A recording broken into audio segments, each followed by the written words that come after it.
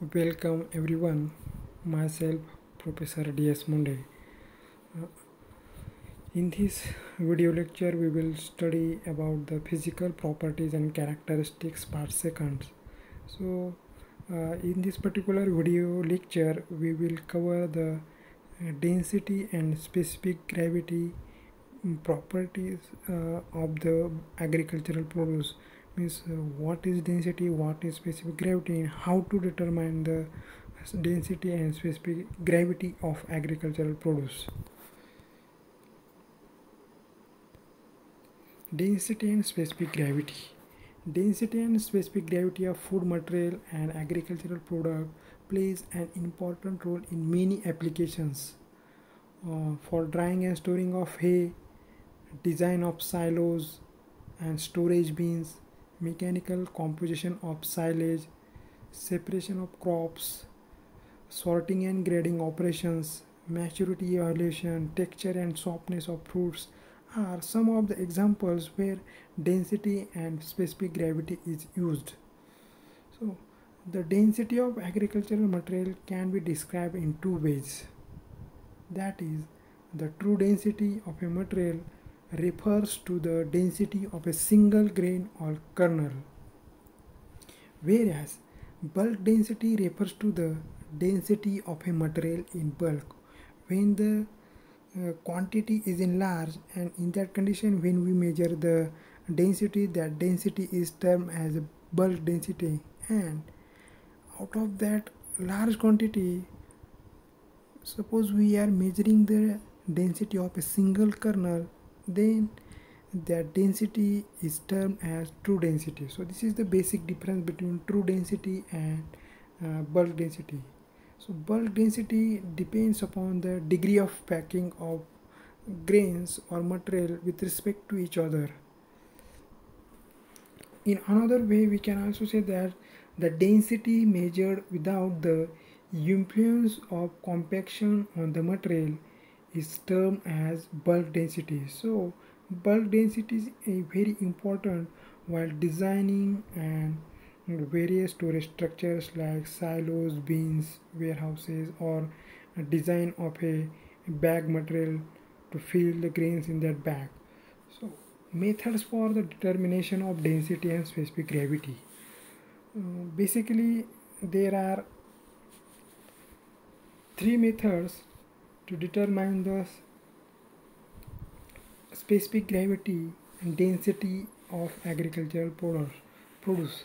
First is the platform balance method. Second one is the specific gravity balance method. So this method has two sub methods, that is, if the solid is heavier than water and if the solid is lighter than water. The next method is the relative density bottle method, which is very important method to determine the specific gravity of irregular shaped granular materials.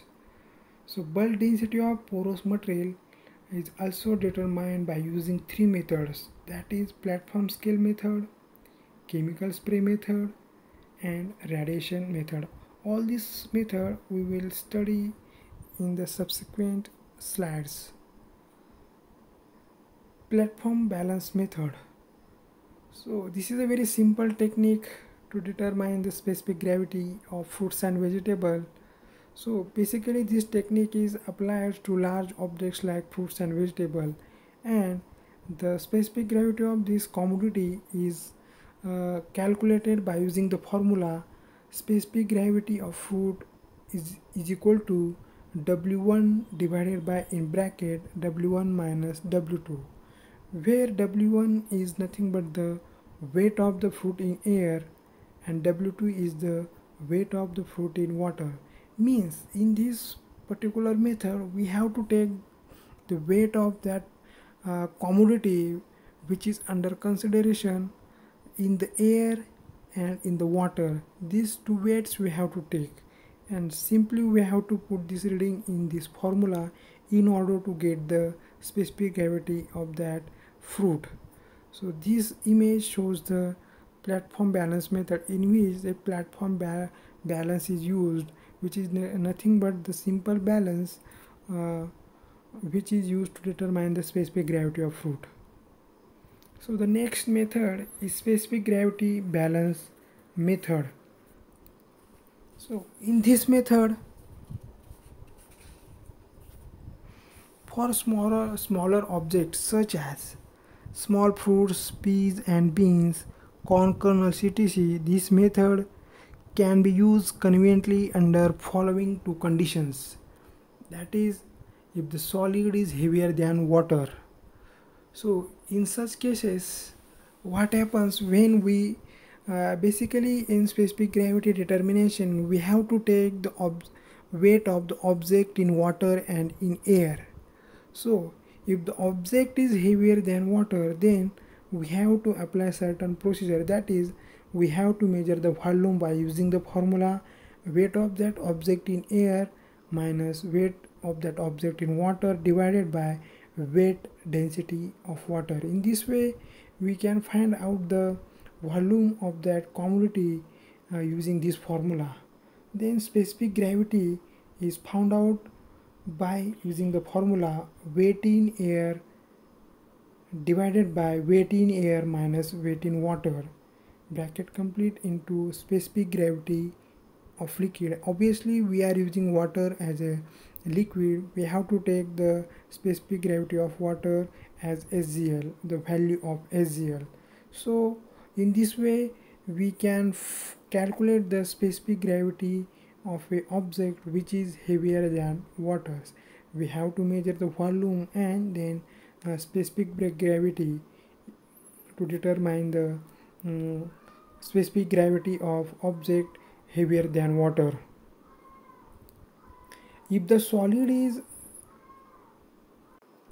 lighter than water, under such condition a sinker is used. A sinker is nothing but the weight, because object is lighter than water which is unable to sink into the water, so we use the sinker along the object and the specific gravity is calculated as under. Specific gravity is equal to weight of object in air, that is WA object divided by in bracket WA minus WW both minus in bracket WA minus WW sinker into specific gravity of liquid. So where WA is nothing but the weight of the object in air and WW is nothing but the weight in water of that object. So this is also very simple technique to determine the specific gravity of an object which is lighter than water, and HCl is nothing but the specific gravity of a liquid which we take for the determination of specific gravity. So the next method is to determine the specific gravity of an agricultural produce by using relative density bottle. So this method is also called as pycnometer bottle method. So this method is also called as determination of specific gravity by pycnometer method. So this is a very important method. The specific gravity bottle or pycnometer and toluene, that is C6H5CH3, are used for determination of specific gravity of granular agricultural materials. So the following procedure is used for determination of the specific gravity. So the first, the weight of bottle in air is taken and that is denoted by W1 in gram. And this weight is taken at the temperature of 20 degrees Celsius. Second, the weight of bottle plus water in air is taken and which is denoted as W2 gram.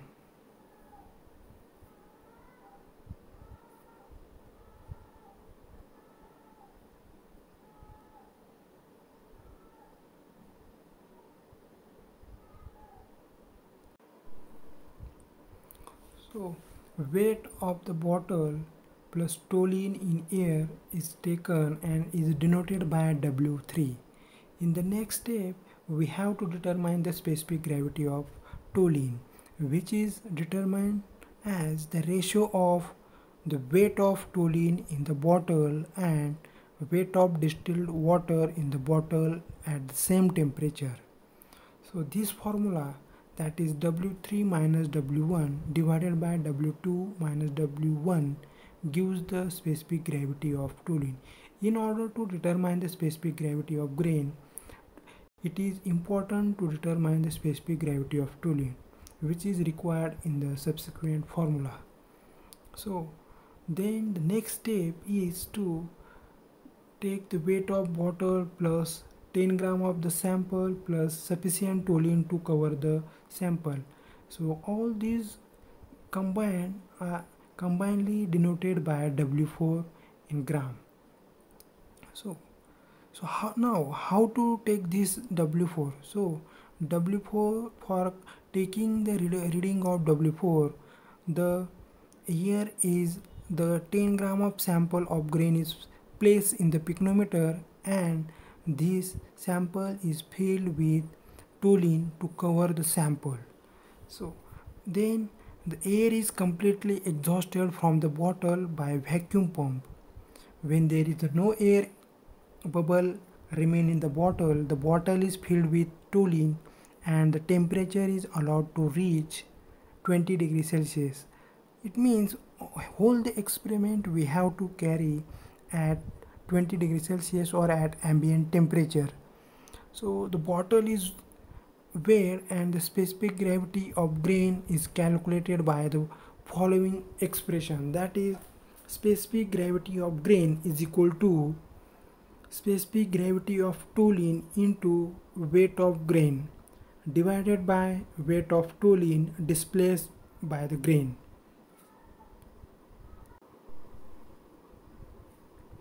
So weight of toluene displaced by the grain is found by subtracting the difference in bottle weight when filled with toluene and when containing the weight of the grain sample. So which is also given by specific gravity of toluene into weight of grain divided by, in square bracket, weight of sample minus weight of toluene plus sample plus bottle minus weight of toluene plus bottle. So in this way we can find out the specific gravity of granular material by using pycnometer method. So why the toluene is used? Because of its characteristics of less soaked by the granular material, having low surface tension, high boiling point.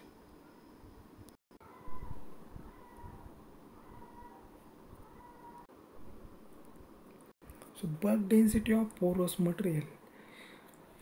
The density of porous materials like feed pellets, chaff and other products is measured from the following methods like platform scale method, chemical spray method and radiation method. So first, platform scale. For larger materials like stones which are insoluble in water, the bulk density is measured by using a platform balance. So the fruits and vegetable, these are like uh, stones which are insoluble in water. The measuring the bulk density of such objects, we use this formula, that is specific gravity of dry object is equal to, in square bracket, WAD divided by WAW minus WW24 bracket complete into SGL. So where WAD is the dry weight of object in air, WAW weight of object in water after being submerged in water for 24 hours, WW24 is the weight of object in air after being removed from water and free from surface moisture, and SGL is the specific gravity of liquid. So WAW is nothing but the weight of the object in a dry condition. So overall By overall analysis, we can say that we have to take the weight of object in air or in a dry state or and in a wet states. So there is a basic difference between W and WW24 is that we have to take both the weights after 24 hours, but WAW is taken into the container when the object in container after duration of 24 hours, and WW24 is taken after 24 hours, but in that condition we remove out that object from the jar or from the water, and by removing the surface moisture then we take the weight, and which is denoted as WW24. And specific gravity SGL nothing but the specific gravity of liquid in which we submerge the object for the time duration of 24 hours. So for measuring unit bulk weight density of feed pellets and wafers, penetration of liquid into the material can be prevented by coating with paraffin wax, putting in plastic bag, and even dipping in the fine granular materials like sand instead of liquid, and then determining the density of material. So the next method is chemical spray method. So in this method, the porous object which is under consideration is sprayed with solution A, and then this object is submerged in a solution B. So due to this, what happens? A thin impermeable membrane by polymerization corresponding closely to the specimen surface irregularities is formed. So these two chemicals, due to their polymerization action, forms a strong and impermeable layer over the surface of the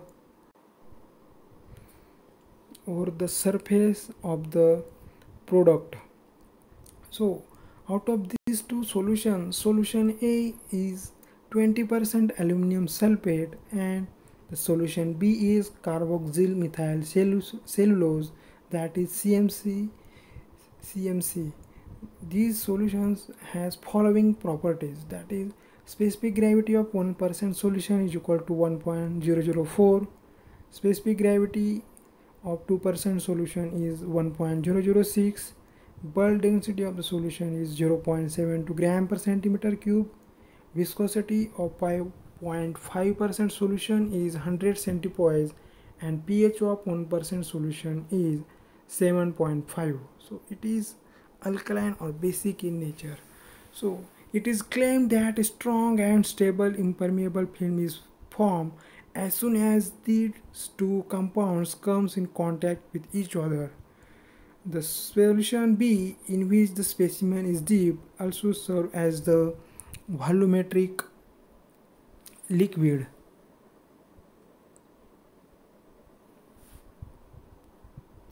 So this image or diagram shows the chemical spray method, in which first we spray the object with a solution A, and then this object sprayed with solution A is dipped in solution B.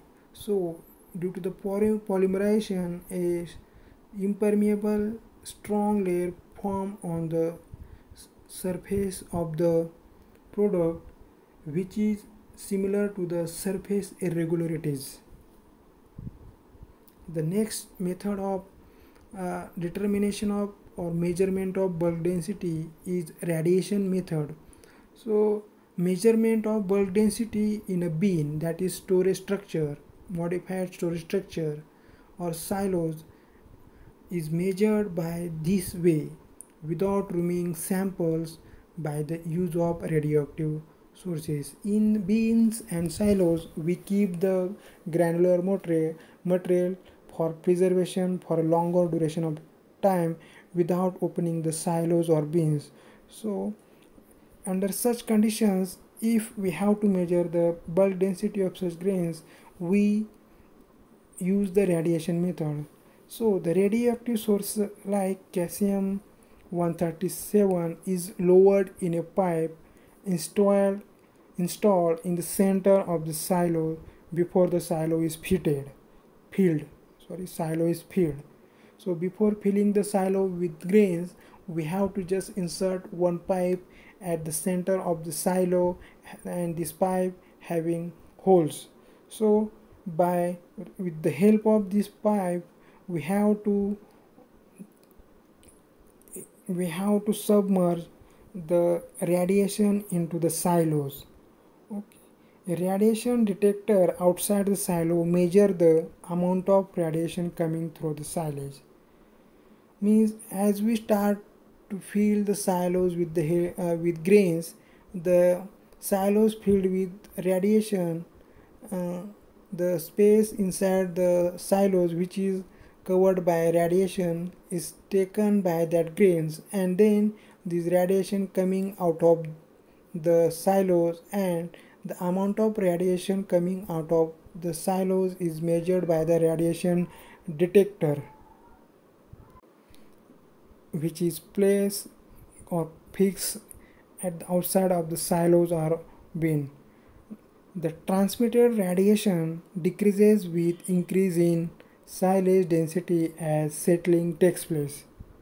The method does not require making opening in the silo, which cause aeration and decomposition, and offers continuous determination of silage pressure. So in this way we determine the bulk density or specific gravity of various agricultural commodities using various methods. So for large objects we use the platform balance method, for object heavier than water and for the object lighter than water we use the specific gravity balance method, and for granular material we use the relative density bottle method to determine the specific gravity. So for determination of bulk density of a porous material we use the three methods, that is platform scale method, in which we take the weight of object in a dry state and in a wet state. In the second method we use the chemicals to measure or to determine the specific gravity of that biological produce, and in the third method we use the radioactive substance to determine the specific gravity of granular material in closed conditions. So thank you.